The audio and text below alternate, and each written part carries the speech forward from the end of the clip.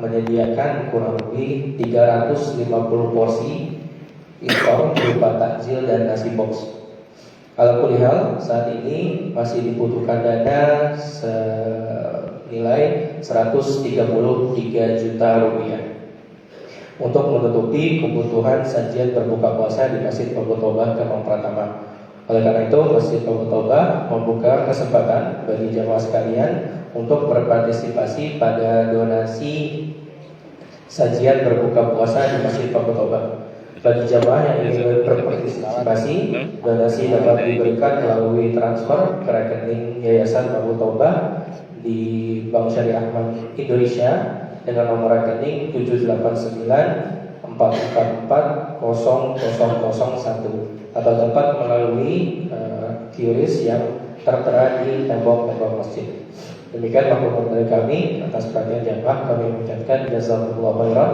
Kepada Ustaz, kepada kami persilakan. Assalamualaikum warahmatullahi wabarakatuh. Assalamualaikum.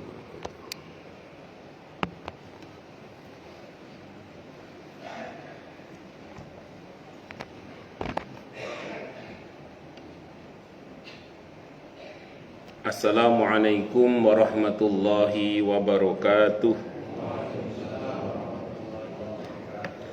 Bismillahirrahmanirrahim. Alhamdulillahi rabbil alamin. Wa bihi nasta'inu ala umurid dunya waddin. Wassalatu wassalamu ala ashrafil anbiya'i wal mursalin.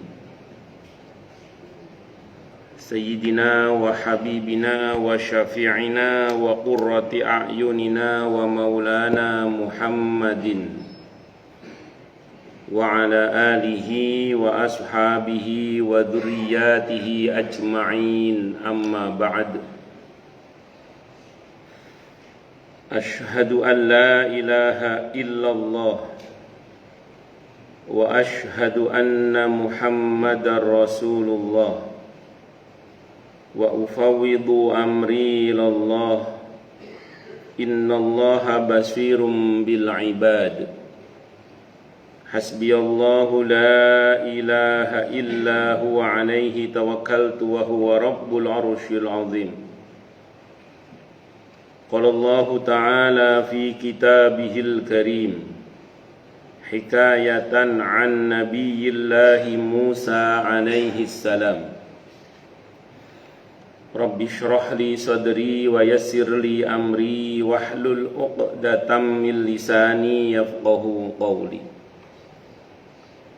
Para alim, para asatid, para asatidah, para sepuh, para pinisepuh, para tokoh masyarakat, hadirin, hadirat sekalian, hafizani wa hafizakumullah, bil khusus segenap pengurus Masjid Babu Taubah yang semoga pengurusnya dan jamaahnya semoga semuanya saja selalu dalam naungan rahmat, barokah, perlindungan serta bimbingan Allah Subhanahu wa taala. Amin, Allahumma amin, insyaallah. Allahumma inna nas'aluka ilman nafi'ah wa rizqan thayyiba wa amalan mutaqabbala wa fatahallahu alaina futuhal arifin. Allahumma inna na'udzu bika min ilmin la yanfa' wa amalin la yurfa' wa qalbin la yakhsha' wa du'a la yusma'. Allahumma ati anfusana taqwaha wa zakkiha anta khairu man zakkaha anta waliyuha wa maulaha. Allahumma sallimna ila Ramadan wa sallim lana Ramadan wa tasallamhu minna mutaqabbalah. Amin, Allahumma amin, insyaallah. Yang utama tentu mari kita haturkan puja dan puji syukur kita ke hadirat Allah Subhanahu wa taala dengan berucap alhamdulillahi rabbil alamin. Mudah-mudahan dengan hamdalah ini nikmat dari Allah untuk kita ditambah. Karena Allah telah berjanji dalam Al-Quran di surah Ibrahim ayat 7, A'udzu billahi samii'il 'aliim minasyaitonir rajim. Wa idh ta'adzana rabbukum la in syakartum la azidannakum wa la in kafartum inna adabi lasyadid. Jadi kalau kita bersyukur, sungguh nikmat dari Allah untuk kita ditambah. Dan kalau kita kufur, kita diingatkan oleh Allah akan siksa yang sangat pedih. Ini janji Allah, dan janji Allah dalam Al-Quran itu la raiba fih, tidak ada keraguan di dalamnya. Di antara penjelasan la raiba fih adalah siapapun yang mengamalkan isi Al-Quran dengan keimanan dan keyakinan, maka Allah akan tunjukkan kebenaran Al-Quran itu kepadanya hingga tiada lagi keraguan dalam hatinya. Salawat dan salam semoga tercurah limpahkan untuk junjungan kita Nabi besar Muhammad sallallahu alaihi wasallam. Semoga kita semua diakui sebagai umat beliau. Amin, Allahumma amin, insyaallah. Saya wasiatkan terutama untuk diri saya sendiri dan panjenengan semua agar kita semua terus berusaha meningkatkan ketakwaan kita kepada Allah Subhanahu wa taala. Karena dengan takwa itulah kita bisa memperoleh derajat yang sangat tinggi dengan sesungguhnya di sisi Allah Subhanahu wa taala. Hal ini didasarkan kepada firman Allah Subhanahu wa taala dalam Al-Qur'an di surah Al-Hujurat ayat 13. A'udzu billahi samii'il 'aliim minasyaitonir rajim. Ya ayyuhan nasu inna khalaqnakum min dzakarin wa untha waja'alnakum syu'uban wa qabaila lita'arafu. Inna akramakum indallahi atqakum al-ayah. Wahai manusia, sesungguhnya kami telah menciptakan kalian dari seorang laki-laki dan seorang perempuan, berkembang menjadi bersuku-suku dan berbangsa-bangsa agar kalian saling mengenal. Sesungguhnya yang paling mulia di antara kalian di sisi Allah adalah yang paling bertakwa. Allah juga berjanji akan memberikan bonus bagi siapapun yang sungguh-sungguh bertakwa kepada Allah, berupa solusi atau jalan keluar dari setiap masalah yang dia hadapi. Dan Allah juga berjanji akan memberinya rizki dari arah yang dia tidak duga sebelumnya. Hal ini didasarkan kepada firman Allah Subhanahu wa taala dalam Al-Qur'an di surah At-Talaq ayat 2 dan 3. A'udzu billahi samii'il 'aliim minasyaitonir rajim. Wa may yattaqillaha yaj'al lahu makhraja wa yarzuqhu min haitsu la yahtasib. Dan barang siapa orang yang bertakwa kepada Allah, maka Allah akan berikan dia jalan keluar dan rezeki yang tak terduga. Di tempatnya Allah berfirman, "Wa may yattaqillaha yaj'al lahu min amrihi yusra." Siapa yang bertakwa kepada Allah, maka Allah akan jadikan urusannya mudah. Semoga kita semua minal muttaqin, bahkan lil muttaqina imama. Amin, Allahumma amin, insyaallah. Para jamaah sekalian, hafizani wa hafizakumullah. Nama Allah yang insya Allah akan kita bahas pada subuh kali ini adalah nama Allah Al-Hamidu. Al-Hamid secara umum diterjemahkan dengan yang maha terpuji. Al-Hamid secara umum diterjemahkan dengan yang maha terpuji. Makanya kalau kita memuji Allah, kita katakan Alhamdulillah. Bahkan ada alnya, di mana alnya itu adalah lil istighraq. Seringkali diterjemahkan dengan segala puji itu milik Allah. Karena memang aneka pujian itu hakikatnya milik Allah, kata para ulama. Ada hamdu qadimin liqadimin. Allah memuji dirinya sendiri, itu pujian milik Allah. Ada hamdu qadimin li hadisin. Pujian Allah kepada hambanya, itu juga milik Allah hakikatnya.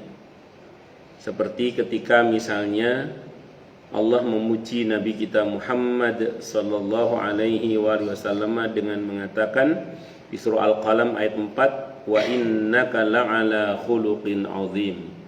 Sesungguhnya engkau wahai Nabi pastilah di atas budi pekerti yang agung. Nah, Allah memuji nabinya dengan akhlaknya yang di atas budi pekerti yang agung. Yang membuat beliau begitu siapa? Allah. Jadi ketika Allah memuji hambanya, sejatinya Allah, pujian itu adalah untuk Allah sendiri. Dan memang yang pantas dipuji sejatinya hanya Allah subhanahu wa ta'ala. Karena selain Allah itu dipuji, kalaupun dibilang baik karena dibaikan oleh Allah. Makhluk itu bisa karena dibisahkan oleh Allah. Kalaupun dia hebat karena dihebatkan oleh Allah. Bahkan kita ini ada karena diadakan oleh Allah. Makanya kita tidak patut ujub, bangga diri, apalagi takabur. Karena kita bisa melangkahkan kaki ke masjid, sholat subuh berjamaah, hadir di majelis ilmu ini pun karena pertolongan Allah. La haula wa la quwwata illa billah.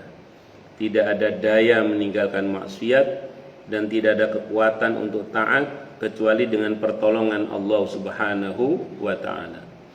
Maka tidak ada yang patut kita sombongkan dari amal kita, karena sejatinya semua ini anugerah dari Allah subhanahu wa ta'ala. Karenanya Allah berfirman dalam surah Al-Hujurat ayat 7, kata Allah, wa'lamu anna fikum Rasulullah law yuti'ukum fi katsirin minal amri la'anittum walakinnallaha habbaba ilaikumul imana wa zayyanahu fi qulubikum wa karraha ilaikumul kufra wal fusuqa wal isyan ulaika humur rasyidun. Al-Hujurat ayat 7. Ketahuilah bahwa di tengah-tengah kalian ada Rasulullah. Kalau dia mentaati kalian di banyak urusan, niscaya agama ini akan terasa berat bagi kalian. Akan tetapi Allah buat kalian cinta pada keimanan. Jadi yang membuat kita cinta pada aktivitas yang meningkatkan iman itu siapa? Allah. Jadi kita senang ke masjid, senang hadir di majelis ilmu, senang baca Al-Quran dan aneka kebaikan itu karena Allah yang buat hati kita senang. Walakinnallaha habbaba ilaikumul iman. Jadi akan tetapi Allah lah yang buat kalian itu cinta pada keimanan, sehingga agama ini enggak terasa berat karena Allah yang buat kita senang. Wa zayyanahu fi qulubikum, dan Allah pula yang menghiasi iman itu dalam hati kalian, sehingga ibadah itu terasa indah, taat itu terasa indah karena Allah yang menghiasinya. Dan karena kita senang taat, otomatis Allah buat wa karraha ilaikumul kufra wal fusuqa wal isyan, dan Allah buat kalian benci pada kekufuran, kefasikan dan kemaksiatan. Kalau begitu keadaan kita, dan semoga begitu, Allah bilang ulaika humur rasyidun. Mereka itulah orang-orang rasyidun. Orang rasyidun itu orang yang cerdas menurut Allah, atau orang-orang yang dalam petunjuk Allah subhanahu wa ta'ala. Makanya menjelang salam setelah tahiyat, di antara doa yang Nabi ajarkan adalah Allahumma a'inni ala dzikrika wa syukrika wa husni ibadatik. Kata Nabi, kalau mau lebih baik lagi, pada Siti Aisyah radhiyallahu anha beliau mengatakan, kalau mau yang lebih baik lagi, Allahumma a'inna ala dzikrika wa syukrika wa husni ibadatik. Kalau a'inni kan untuk kita sendiri. Kalau a'inna berarti kita melibatkan yang lain, pasangan kita, anak kita. Itu intinya kita mohon pertolongan kepada Allah agar bisa berzikir kepada Allah, bersyukur kepada Allah, dan beribadah kepada Allah dengan baik dan benar. Dan itu kita butuh pertolongan Allah. Karena tadi rumusnya, kita ini bisa karena dibisahkan oleh Allah, kita ini mampu karena dimampukan oleh Allah, bahkan kita ini ada karena diadakan oleh Allah. Maka jangan kita ujub, bangga diri, apalagi takabur, karena semua hakikatnya anugerah dari Allah subhanahu wa ta'ala. Demikian juga ketika makhluk memuji Allah, itu hakikatnya juga milik Allah. Demikian juga ketika makhluk memuji makhluk, itu hakikatnya juga memuji Allah. Makanya kalau kita memuji makhluk, jangan sampai lupa berucap Masya Allah, inilah kehendak Allah. Atau kita doakan dengan doa Barakallahu fik, semoga Allah berkahi engkau. Karena kalau kita melupakan yang menganugerahkan nikmat, ngerinya nikmat itu dicabut. Itu yang disebut dengan penyakit ain. Nah, makanya kalau kita puji sesama, jangan lupa katakan Masya Allah, inilah kehendak Allah. Atau kita doakan dengan doa tabrik, yaitu Barakallahu fik, semoga Allah berkahi engkau. Nah, ini lebih kepada agar jangan sampai Allah cemburu. Kita puji hambanya melupakan yang menganugerahkan nikmat itu. Karena kalau Allah cemburu bisa habis itu. Itu namanya penyakit apa? Penyakit ain. Itu yang pernah terjadi pada seorang sahabat Nabi namanya Sahal bin Hunayf radhiyallahu anhu. Sahal bin Hunayf radhiyallahu anhu ini termasuk sahabat Nabi yang pernah ikut perang Badar bersama dengan Nabi kita Muhammad sallallahu alaihi wasallam. Suatu saat beliau mandi di sebuah pemandian bersama dengan saya, itu satu rombongan bersama dengan Nabi kita Muhammad SAW. Ada dua orang yang menyaksikan body beliau itu ternyata bagus banget orangnya. Jadi para sahabat dulu itu walaupun bodinya bagus, nggak selalu kelihatan oleh sahabat yang lain karena pakaiannya rapat, pakaiannya itu ditutup, jadi nggak suka pamer body gitu. Satu saat pas mandi ketahuan bodinya bagus, ada dua sahabat yang memuji ini, wah ini orang ganteng banget, bodinya bagus. Selang berapa waktu sahabat Sahal bin Hunayf radhiyallahu anhu itu lumpuh dan dihadapkan kepada Nabi kita Muhammad sallallahu alaihi wasallam dan beliau bersabda, siapa yang terakhir memuji dia, kata Nabi. Ada dua sahabat yang kemudian berkata, kami ya Rasulullah, pujian kalian hampir membunuhnya, kata beliau. Lain kali kalau memuji katakan Masya Allah atau Barakallahu fik. Nah, terus Nabi suruh dua sahabat ini berwudu. Sebagian air wudunya ditampung, diruqyah oleh Nabi kita Muhammad SAW, diusapkan kepada Sahal bin Hunayf radhiyallahu anhu dan diminumkan sebagiannya. Qaddarallah, beliau sembuh. Makanya jangan meremehkan mengucap Masya Allah. Maka di surah Al-Kahfi ayat 39 sama di hadis At-Tirmidzi redaksinya mengucap Masya Allahu la quwata illa billah. Itu peringatan seorang petani yang miskin berdakwah kepada petani yang kaya supaya ketika dia kagum dengan pertaniannya itu mengucap Masya Allahu la quwata illa billah. Tapi enggak dituruti. Akhirnya hancur usahanya itu.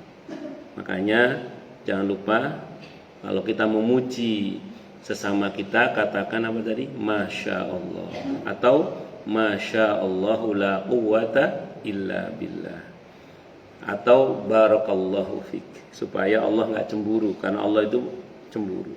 Kalau Allah cemburu, ngerinya nikmat dicabut, itulah namanya penyakit ain. Inilah pentingnya kita memahami tahmid, alhamidnya Allah Subhanahu wa taala. Makanya ketika kita berucap alhamdulillah, sejatinya kita ini sadar bahwa yang patut dipuji itu ya hanya Allah sebenarnya. Maka dalam hadis Sahih Bukhari, Nabi mengajarkan sebuah doa kalau kita dipuji, di antaranya apa? Allahumma la tu'akhidni bima yaqulun waghfir lima la ya'lamun waj'alni khairam mimma yadhunnun. Allahumma la tu'akhidni bima yaqulun. Ya Allah, tolong jangan siksa hamba sebabkan ucapan mereka. Waghfir lima la ya'lamun, dan ampunilah dosa-dosaku, ampunilah aku terkait dengan apa-apa yang mereka tidak tahu tentang aku. Waj'alni khairam mimma yadhunnun, dan ya Allah jadikanlah hamba lebih baik daripada apa yang mereka katakan. Dapat bahasa Arabnya nggak apa-apa, cukup kita katakan ya Allah. Kalau kita dipuji katakan ya Allah, ya Allah tolong jangan siksa hamba berkaitan dengan apa yang mereka katakan tentang hamba, dan ya Allah ampuni hamba terkait dengan apa yang mereka tidak tahu tentang hamba, dan yang terakhir ya Allah tolong jadikan hamba lebih baik daripada apa yang mereka sangkakan tentang diri hamba. Nah, itu Di antara hadis Sahih Bukhari yang Nabi ajarkan dalam Sahih Bukhari terkait dengan kalau kita dipuji. Kalau Anda nggak hafal panjangnya, ambil ujungnya nggak apa-apa. Ya Allah, jadikan hamba lebih baik daripada apa yang mereka sangkakan. Paling nggak ambil ujungnya lah. Itu seperti itu. Karena yang memuji kan tidak semuanya Muslim, mungkin tidak semuanya ngaji, tidak semua orang yang memuji kita itu mengucap Masya Allah. Kalau teman dekat atau tahu sama-sama ngajinya atau sama-sama Islamnya, kita masih bisa Masya Allah dong, ya, masih bisa. Tapi kalau beda keyakinan kan agak susah juga. Makanya kita katakan, ya Allah, jadikanlah hamba lebih baik daripada apa yang mereka sangkakan. Itu diantaranya ya, Al-Hamid. Al-Hamid dari akar kata yang terdiri dari huruf ha, mim, dal, hamdun atau hamida, yang maknanya menunjuk kepada antonim tercela, lawan dari tercela. Di sini Nabi terakhir, yaitu Nabi kita Muhammad sallallahu alaihi wasallam, dinamai Muhammad.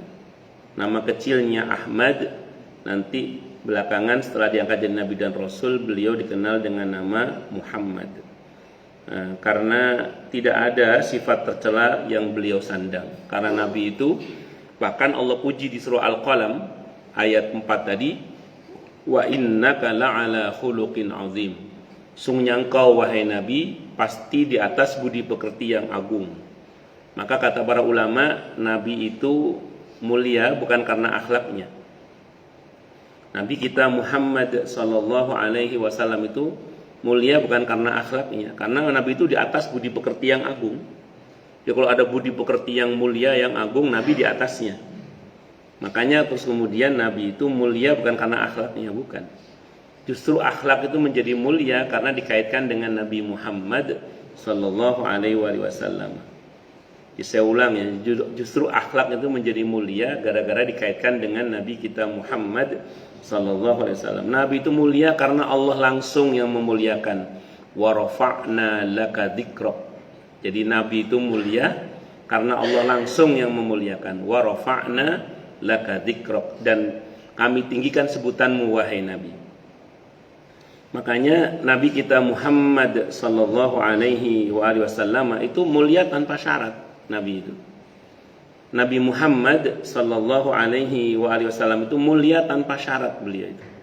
Kenapa? Karena Allah langsung yang memuliakan. Wa rafa'na laka dzikrak. Maka berbagai macam upaya dari zaman dulu ketika beliau masih berada di tengah-tengah para sahabat radhiyallahu anhum hingga detik ini dan sampai hari kiamat nanti, berbagai macam upaya untuk menjatuhkan beliau tidak akan pernah berhasil. Saya ulang, dari sejak zaman dulu ketika beliau masih bersama para sahabat radhiyallahu anhum hingga detik ini dan sampai hari kiamat nanti, berbagai macam upaya untuk menjatuhkan Nabi kita Muhammad sallallahu alaihi wasallam tidak akan pernah berhasil. Kenapa? Karena beliau Allah langsung yang memuliakannya tanpa syarat. Wa rafa'na laka dzikrak, dan kami tinggikan sebutanmu wahai Nabi. Dan kita tahu justru di beberapa wilayah yang ketika Nabi coba disalahpahami, itu justru banyak orang yang masuk Islam. Di Denmark itu pernah dibuat karikatur yang katanya itu karikatur Nabi kita Muhammad sallallahu alaihi wasallam untuk mencaci maki beliau. Saya dapat cerita dari seorang kawan di Denmark itu, ideologi tertingginya adalah kebebasan. Jadi, menghina tokoh agama itu udah biasa. Nah, cuman kok ketika yang hina Nabi Muhammad sallallahu alaihi wasallam, kok reaksi dunia internasional itu kok beda gitu loh. Kok sampai ada banyak orang yang marah dengan kemarahan yang tidak seperti kalau tokoh lain dihina gitu. Nah, maka kelebihan mereka itu kan tidak mau katanya. Nah, mereka ini mencari tahu tentang siapa sih Muhammad itu, dan qaddarallah setelah itu malah banyak di Denmark itu orang yang masuk Islam itu. Di Denmark itu di mana saya lupa itu. Betul Denmark ya, itu. Akhirnya masuk Islam. Bahkan saya baca di era Muslim itu orang terkaya nomor 4 di situ masuk Islam dan membangun masjid di tengah kota katanya.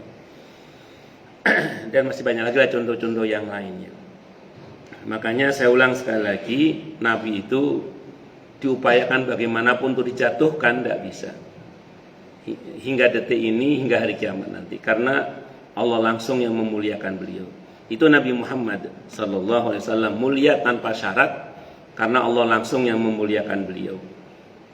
Beda dengan umat Nabi Muhammad sallallahu alaihi wasallam. Kalau kita ini mulia dengan syarat kalau kita ini.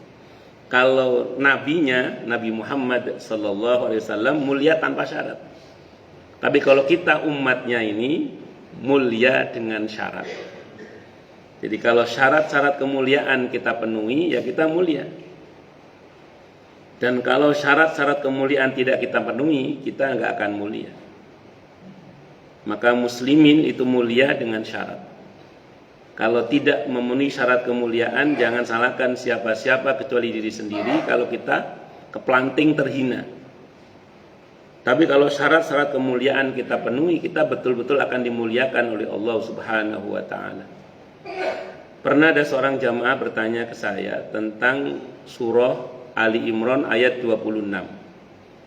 Di mana Allah berfirman, "Qulillahumma malikal mulki tu'til mulka man tasha wa tanzi'ul mulka mimman tasha wa tu'izzu man tasha wa tudhillu man tasha biyadikal khair innaka ala kulli syai'in qadir."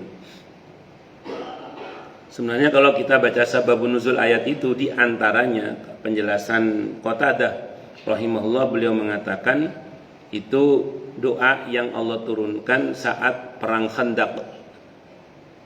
Nah, itu saat itu ketika ada batu yang cukup keras di mana para sahabat tidak sanggup untuk memecah batu itu, Nabi turun tangan langsung. Dan ketika Nabi pukul, ada percikan cahaya yang menerangi seantero jagat Madinah. Dan Nabi bersabda dengan, ini mafhum riwayat ya, Romawi akan kita kuasai, Persia juga akan kita kuasai. Saat itu orang-orang munafik mencemooh Nabi kita Muhammad sallallahu alaihi wasallam dengan mengatakan enggak mungkin dua imperium besar itu bisa dijatuhkan dan dikuasai oleh kaum muslimin. Nah, nabinya dihina dengan kata-kata tidak mungkin, Allah enggak terima. Allah bekali nabinya dengan doa itu tadi, qulillahumma malikal mulki tu'til mulka man tasha wa tanzi'ul mulka mimman tasha wa tu'izzu man tasha wa tudhillu man tasha biyadikal khair innaka ala kulli syai'in qadir. Maka yang Nabi cita-citakan menjadi kenyataan. Yang tadinya katanya enggak mungkin itu ternyata menjadi mungkin, karena tidak ada yang tidak mungkin bagi Allah Subhanahu wa taala. Nah, beliau nanya ke saya gini. Dalam ayat itu dikatakan, izin minum dulu nggih. Bismillah. Alhamdulillah.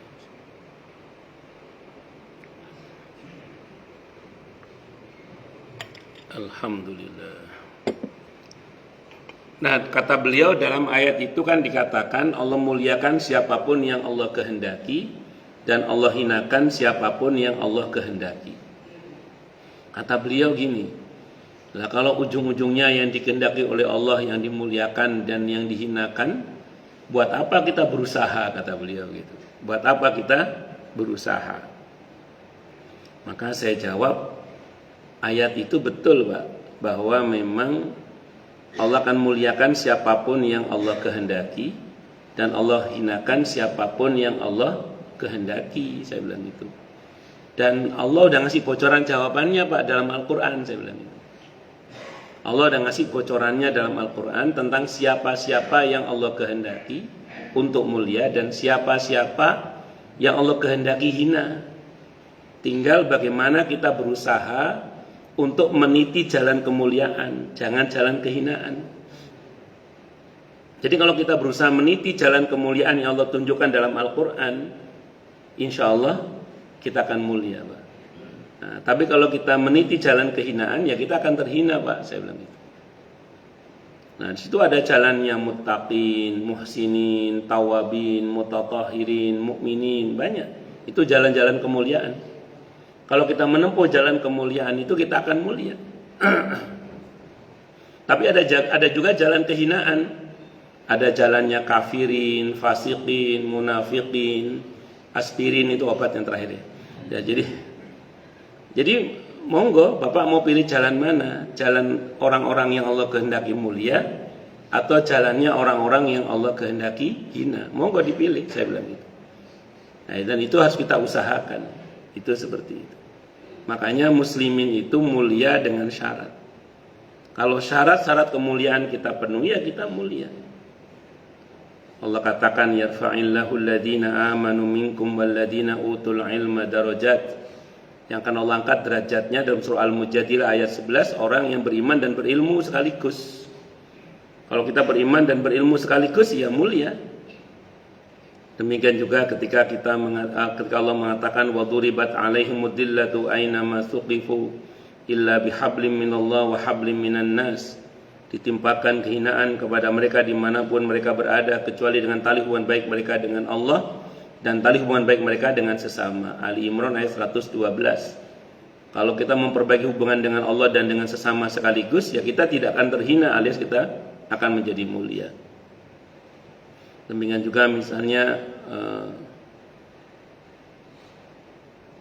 kuntum khaira ummatin ukhrijat lin-nasi ta'muruna bil ma'ruf wa tanhauna 'anil munkar dan seterusnya itu, wa tu'minu billah dan seterusnya itu. Kalau kita mau beramar ma'ruf, mau bernahi mungkar dan beriman kepada Allah dan seterusnya, itu kita akan menjadi orang-orang yang mulia. Ketika pilar-pilar syarat-syarat kemuliaan itu tidak kita penuhi, ya kita kepelanting. Jadi kalau misalnya muslimin terhina, itu bukan salah siapa-siapa, ya salah kita sendiri ketika kita tidak memenuhi syarat-syarat kemuliaan itu. Dan karenanya kemudian untuk menjadi mulia seorang muslim umat Nabi Muhammad sallallahu alaihi wasallam dengan syarat. Disitulah pentingnya kita berusaha agar kita ini memenuhi syarat-syarat kemuliaan itu. Dan sejarah sudah mencatat betapa muslimin di masanya dulu ketika memenuhi syarat kemuliaan itu, betul-betul muslimin mencapai kejayaan yang sangat luar biasa. Tentu sepatutnya kita mengambil pelajaran dari sejarah-sejarah itu. Para jamaah sekalian, hafizani wa hafizakumullah. Fakhruddin Ar-Razi rahimahullah membedakan antara syukur dan hamdun. Syukron dan hamdun. Syukur digunakan dalam konteks nikmat yang kita peroleh. Sedangkan kalau hamdun itu digunakan baik untuk nikmat yang kita peroleh maupun yang orang lain peroleh. Seringkali kalau kita diberi, kita bilang syukran. Nah, itu berkaitan dengan nikmat yang diberikan kepada kita. Tapi kalau mengenai nikmat yang diberikan kepada kita maupun kepada orang lain, kita sering mengucap alhamdulillah. Kita dapat kabar si fulan begini, oh ya alhamdulillah, masya Allah, saya ikut senang, alhamdulillah, masya Allah. Kan jarang kita ngomong, oh si fulan dapat kebaikan, oh ya syukran. Kebanyakan, oh ya alhamdulillah, masya Allah, ikut senang saya, barakallahu fih, semoga Allah berkahi dia misalnya. Itu penggunaan kata syukron dan hamdun itu. Tentu kalau kepada Allah kita bersyukur dengan mengucap alhamdulillah, segala puji milik Allah. Dalam Al-Quran kata Al-Hamid itu terulang 17 kali. Nanti yang punya indeks Quran bisa dicek. Dan hanya sekali yang tidak menjadi sifat Allah. Ini antara lain saja dalam Al-Quran di surah Luqman. Surah Luqman ayat 12. Allah berfirman, A'udzubillahi samii'il 'aliim minasyaitonir rajim. Walaqad ataina Luqmanal hikmata an ishkur lillah. Wa may yashkur fa innama yashkuru li nafsihi. Wa man kafara fa innallaha ghaniyyun hamid. Dan sesungguhnya telah kami berikan hikmah kepada Luqman, yaitu bersyukurlah kepada Allah. Dan barang siapa yang bersyukur kepada Allah, maka sesungguhnya ia bersyukur untuk dirinya sendiri. Dan barang siapa yang tidak bersyukur, maka sesungguhnya Allah maha kaya lagi maha terpuji. Jadi andaikan seantero jagat taat kepada Allah, itu tidak menambah kemuliaan Allah sama sekali. Karena Allah memang tidak butuh kepada selainnya. Nah, dan Allah maha dalam segala-galanya. Nah, ini demikian juga ketika seantero jagat durhaka kepada Allah, itu tidak akan merendahkan Allah sama sekali. Karena aneka kedurhakaan hamba itu ya kembali pada hamba itu sendiri. Kalau bahasa Al-Qur'annya yang paling sederhana di Az-Zalzalah itu, "Famay ya'mal mithqala dzarratin khairan yarah, wa may ya'mal mithqala dzarratin syarran yarah." Sekecil apapun kebaikan yang kita lakukan, itu kita akan melihat manfaatnya untuk diri kita sendiri. Dan sekecil apapun perbuatan dosa yang kita lakukan, kita akan melihat akibat buruknya itu juga untuk diri kita sendiri. Makanya dalam Islam itu ada kaidah sederhana sebenarnya, di mana ketika kita berbuat baik kepada orang lain pun, itu sejatinya kita berbuat baik pada diri kita sendiri. Sebagaimana ketika kita berbuat jahat pada orang lain, itu sejatinya kita berbuat jahat pada diri kita sendiri. Abu Lais As-Samarqandi rahimahullah dalam kitabnya Tambiul Ghafilin ketika menjelaskan firman Allah dalam Al-Quran di surah Hamim As-Sajdah, surah Fussilat, surah ke-41 ayat 46 itu, beliau mengutip pernyataan Sayyidina Ali bin Abi Thalib radhiyallahu anhu. Apa kata beliau? Ma ahsantu ila ahadin wa ma asa'tu ilaihi li'anna Allah yaqul man amila salihan fali nafsihi wa man asaa fa'alaiha. In ahsantu ila ahadin faqad ahsantu ila nafsi wa in asa'tu ila ahadin faqad asa'tu ila nafsi, kata beliau. Aku tidak pernah berbuat baik pada orang lain, aku juga tidak pernah berbuat jahat pada orang lain, kata beliau. Karena Allah telah berfirman yang artinya siapa yang berbuat baik maka manfaatnya untuk dirinya sendiri. Dan kalau aku berbuat jahat pada orang lain, maka sejatinya aku berbuat jahat pada diriku sendiri.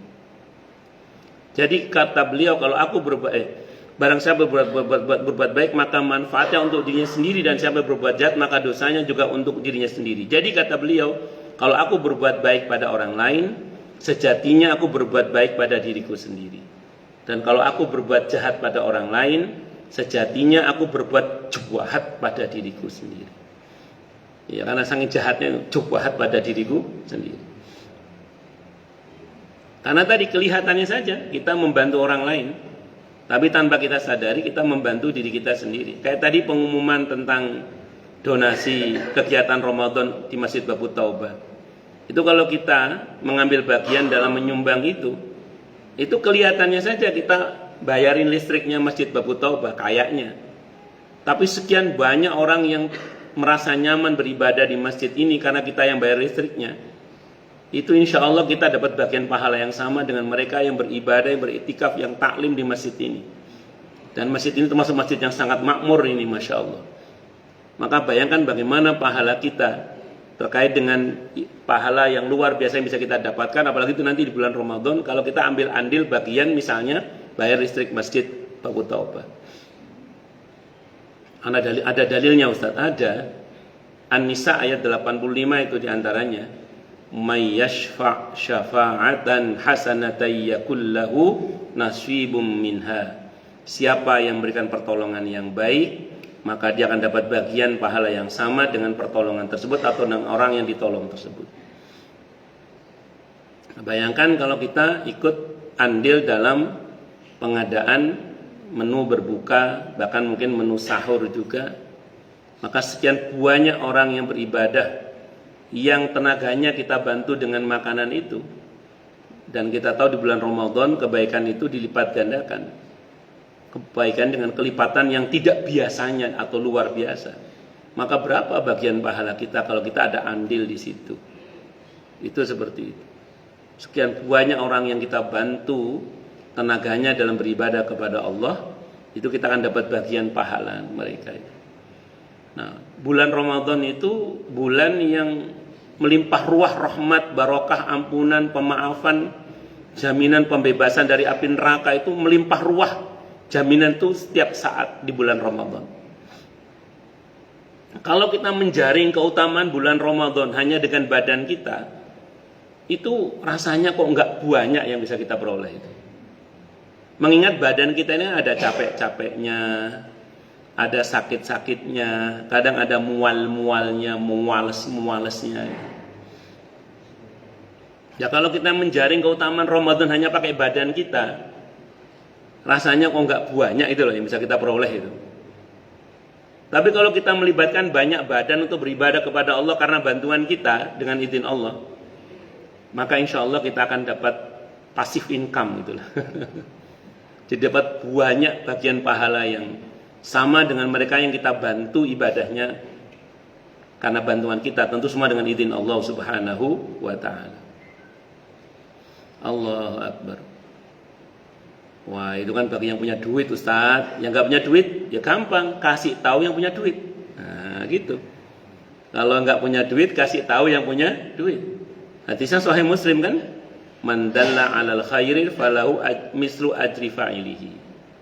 Orang ngasih tahu kebaikan ke orang lain itu dia dapat pahala yang sama dengan orang yang mengamalkannya. Itu seperti itu. Allahu Akbar. Nah, makanya kita berusaha. Tapi jangan begini ya, karena udah bantu banyak masjid terus ngomong gini, saya udah banyak bantu musola, masjid, muslimin, berarti saya tinggal santai-santai saja. Ya, jangan. Kita tetap mujahadah. Kita juga tetap nopo mujahadah. Nah, jangan boleh setuju nopo mboten dengan saya. Saya biasanya kalau ini menjelang Ramadan begini dan malam-malam Ramadan itu biasanya minum air zam-zam, di samping berdoa dengan doanya Nabi ketika minum air zam-zam, saya tambahkan harapan kepada Allah, bismillah, kuat ibadah, kuat mujahadah, kuat melek gak ngantuan. Mohon karena saya sadar betul bahwa saya ini nggak bisa kecuali dibisahkan oleh Allah. Saya ini nggak mampu kecuali dimampukan oleh Allah. Minum air zam-zam, doa sama Allah. Di samping doa yang utama, saya tambahkan mohon permohonan pada Allah, bismillah, kuat ibadah, kuat mujahadah, kuat melek, gak ngantuan. Jangan terserah lah, dungonin apa. Kalau diantaranya itu biasanya. Karena kadang ya ujian yang ngontak, ngantuk ya. Turu. Nah, biar kuat melek. Kuat ibadah, kuat mujahadah, kuat melek gak ngantuan itu diantaranya. Jadi tetap bermujahadah. Karena tadi saya ulang, kita ini kelihatannya saja membantu orang lain, tapi sejatinya kita membantu diri kita sendiri. Dalam hadis Sahih Muslim Nabi bersabda, wallahu fi aunil abdi ma kana al abdu fi auni akhi. Allah itu senantiasa membantu hambanya selagi hamba itu peduli membantu saudaranya. Jadi tidak jarang masalah kita itu dibantu beres oleh Allah bersamaan dengan kita membantu membereskan urusan saudara kita. Jadi tidak jarang urusan kita ini dengan izin Allah dibantu beres. Itu bersamaan dengan kita membantu membereskan urusan saudara kita. Kelihatannya saja kita mendoakan baik orang lain, tapi tanpa kita sadari doa itu kembali pada kita. Karena di atas kita ada malaikat yang mengatakan, yang mendoakan kita, walaka mislu dzalik, bagimu seperti itu juga. Walaka mislu dzalik, bagimu seperti itu juga. Maka tidak jarang hal-hal baik yang terjadi pada kita, tentu semua dengan izin Allah, itu terjadi karena kita pernah mengharapkannya terjadi pada orang lain. Jadi tidak jarang hal-hal baik yang terjadi pada kita, saya ulang tentu semua dengan izin Allah, tapi secara sunatullah itu bisa jadi karena kita pernah mengharapkannya terjadi pada orang lain. Nah, demikian juga ketika kita mencintai orang lain karena Allah, maka cinta Allah untuk kita juga. Jadi kelihatannya saja kita mencintai sesama kita, saudara kita karena Allah, tapi sejatinya itu cinta Allah untuk kita. Hadisnya Sahih Muslim, ketika ada seseorang yang datang berkunjung kepada saudaranya di satu kampung, Allah utus satu malaikat untuk menghadang dia. Kata malaikat yang menyamar itu bertanya, Anda mau kemana? Saya mau mendatangi saudara saya di kampung ini. Apakah ada kepentingan duniawi yang Anda harapkan? Tidak. Saya semata-mata karena mencintai saudara saya ini karena Allah. Maka kata malaikat itu, saya utusan Allah. Saya diperintah oleh Allah untuk memberitahu Anda bahwa Allah mencintai Anda sebagaimana Anda mencintainya karena Allah.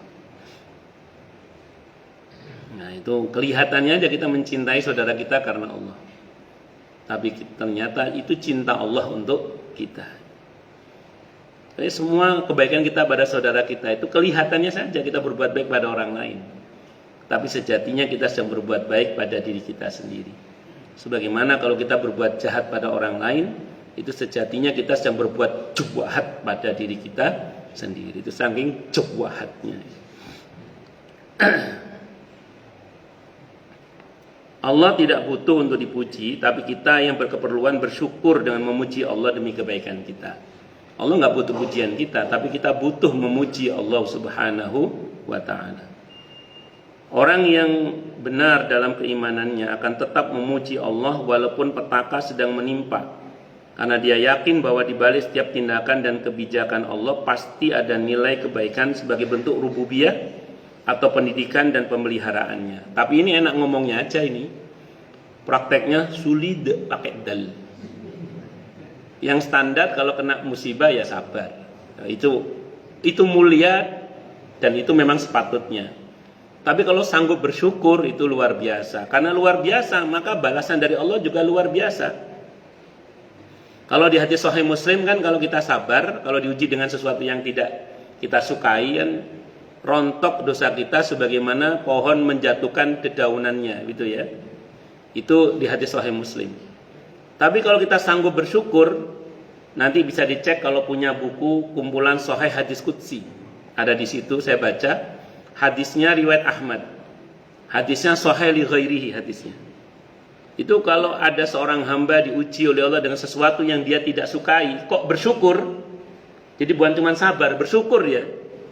Maka Allah akan ampuni dia seperti bayi yang baru lahir dari rahim ibunya. Tapi ya gitu, enak ngomongnya aja ini. Kadang prakteknya apa? Sulit pakai dal. Makanya kalau sanggup luar biasa itu.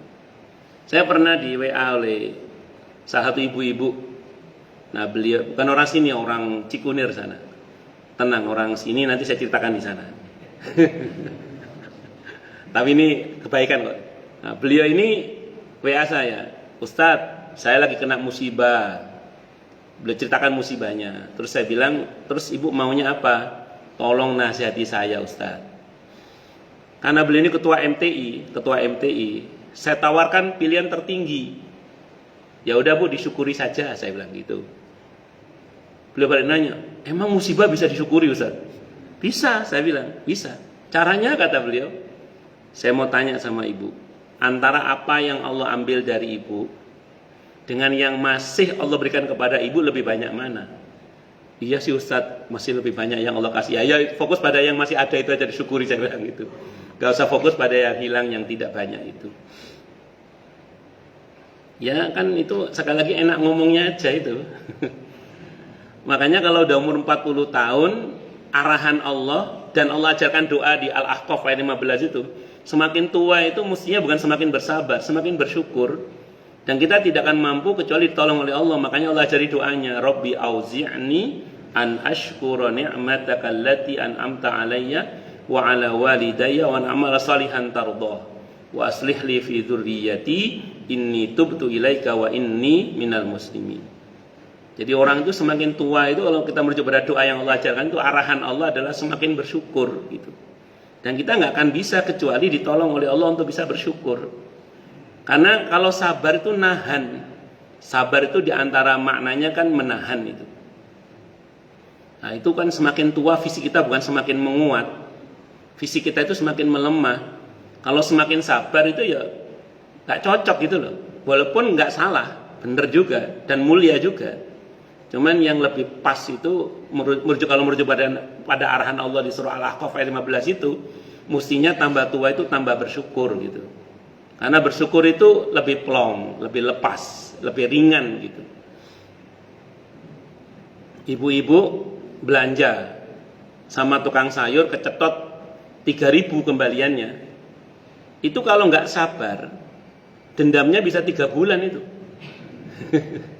Saya pas ngomong gini ada ibu-ibu di Klender angkat tangan. Bukan 3 bulan Ustadz, selamanya katanya. Tak titeni, itu ibu-ibu di Klender ada yang angkat tangan selamanya Ustadz. Itu kalau nggak sabar. Kalau sabar nahan, saya ikhlaskan gitu, nahan itu. Ya bagus sih, tidak apa-apa daripada dia nggak sabar tadi. Tapi kalau sanggup bersyukur, ngomongnya apa? Alhamdulillah, cuman 3.000 rupiah yang kecetot. Alhamdulillah, yang lebih banyak masih selamat. Alhamdulillah. Nah, saya ulang, begini-begini enak ngomongnya aja ini. Kadang prakteknya apa tadi? Sulit pakai dal. Makanya kita butuh pertolongan Allah. Tapi kalau sanggup bersyukur dalam musibah, itu diampuni oleh Allah dosanya seperti bayi yang baru lahir dari rahim ibunya. Nah, terus kata Al-Hamid mengandung 3 unsur: indah, baik, sadar dengan apa yang dikerjakan, dan tidak terpaksa atau dipaksa. Allah mengerjakan semuanya dengan baik, sadar, terencana, dan tidak terpaksa, karena memang tidak ada yang bisa memaksa Allah. Makanya kalau kepada Allah itu yang ngerayu aja udah, ngemis aja kalau sama Allah itu. Karena Allah itu tidak ada yang bisa memaksa Allah, karena Allah itu ala kulli syai'in qadir, maha kuasa atas segala sesuatu. Dan semua tindakan Allah bukan atas dasar paksaan selainnya, karena semua atas kehendaknya, irodahnya.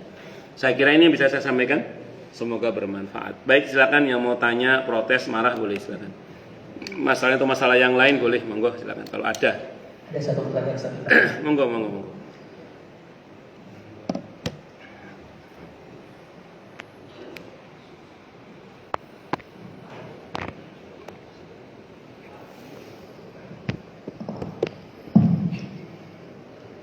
Assalamualaikum warahmatullahi wabarakatuh. Waalaikumsalam warahmatullahi wabarakatuh. Mohon bertanya Pak Ustaz. Oke, monggo Pak. Ini masalah musibah Pak Ustaz.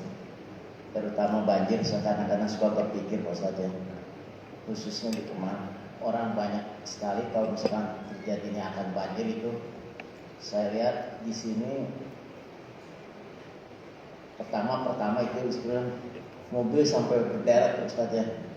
Subuh-subuh saya sampai bingung, kok ini ajak pengajian siapa ya? Mobilnya udah banyak, Ustaz siapa? Ternyata pas saya lihat, ini ada peringatan banjir. Jadi yang datang mengingat Pak Ustaz. Pas saya datang jamaahnya yang biasa-biasa aja. Jadi terkesan dengan contoh yang zaman dulu istilahnya seseorang yang terluka di laut istilahnya. Dia ingat Allah, tapi pas kembali lagi itu tidak ingat lagi. Apakah ini juga yang ingat hanya kendaraannya istilahnya yang diselamatkan? Sebenarnya dia nggak ingat sama sekali masalah keimanan dia gitu. Itu apa? Masalah musibahnya itu. Jadi yang ingat katanya. Menurut saya di mana itu aja? Baik. Bismillahirrahmanirrahim.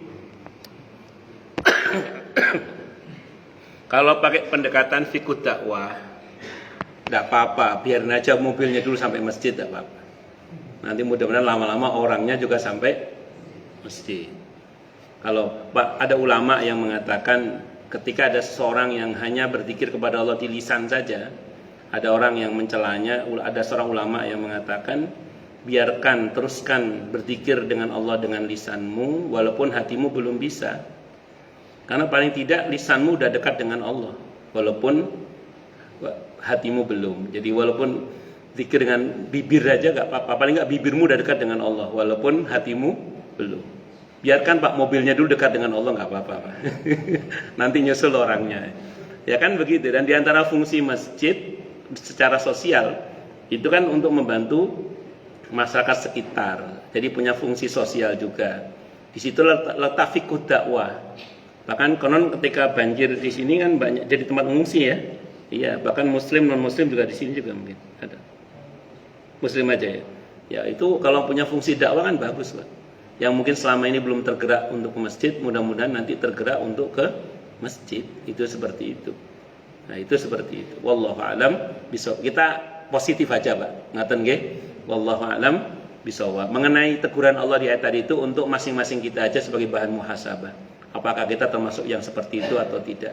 Tapi dalam memandang orang lain, ya kita berharap saja kepada Allah, mudah-mudahan sekarang mobilnya dulu sampai masjid, nanti mudah-mudahan nyusul orangnya juga ke masjid. Amin Allahumma amin insyaallah. Mudah-mudahan ngoten Pak nggih. Nggih. Cukup? Baik, karena cukup kita tutup dengan hamdalah. Alhamdulillahirabbil alamin. Semoga kajian kita bisa bermanfaat, mubarakah fid dini wa dunya wal akhirah untuk kita, keluarga kita dan seluruh umat Islam semuanya. Dan mudah-mudahan kita semua dijadikan oleh Allah sebagai orang-orang yang sukses dunia akhirat, selamat dunia akhirat, bahagia dunia akhirat, dan dipermudah setiap urusan kita oleh Allah fid dini wa dunya wal akhirah. Semoga Allah limpahkan hidayah selalu untuk kita, semoga Allah tingkatkan selalu hidayah untuk kita, dan semoga Allah berikan hidayah untuk siapapun yang melihat kita. Subhanakallahumma bihamdika asyhadu an la ilaha illa anta astaghfiruka wa atubu ilaik. Sallallahu alaihi Muhammad wa ala alihi wa sahbihi wasallam. Saya mohon maaf. Assalamualaikum warahmatullahi wabarakatuh. Waalaikumsalam warahmatullahi wabarakatuh. Jamaah sekalian, kami kembali mengundang untuk hadir pada kajian yang insya Allah diselenggarakan besok Ahad Garda